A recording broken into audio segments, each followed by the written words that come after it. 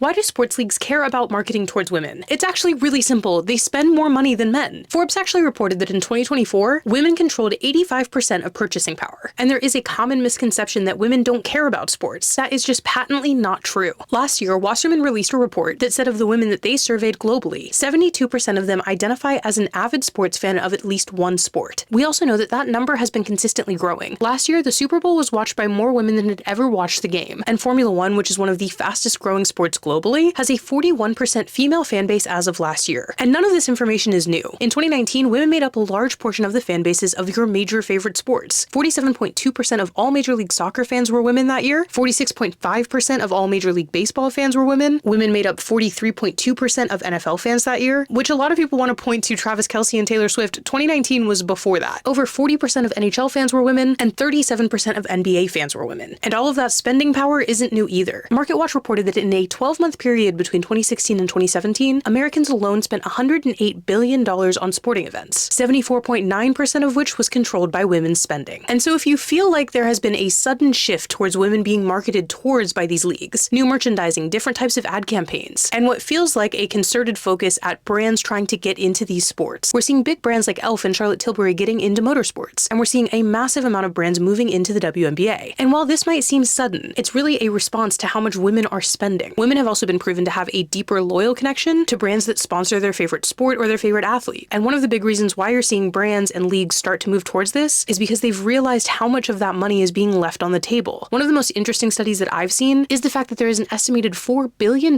being lost by not having female athletes' jerseys in stock. See, the excitement for women's sports may feel like it just exploded last year, but it has actually been steadily rising for the last decade, and women are going into stores and onto brands' websites, hoping to buy a jersey for their favorite player. Even this year when I attended Sparks games, you could not get every player's jersey in the store at the actual game. You actually couldn't even get some of the biggest stars on the team's jerseys. They literally did not have them in stock, and that's a common issue across all women's sports. Women are attempting to purchase the jersey of their favorite player, and the teams and brands that stock those jerseys are not meeting that demand. They literally do not have the jersey to sell that customer, and that is costing them an estimated $4 billion in lost purchases. So I continue to see this common misconception that women's sports wouldn't survive without men, and that women do not spend money on sports. It is categorically untrue. And in fact, a ton of the money being spent on sports is being spent by women.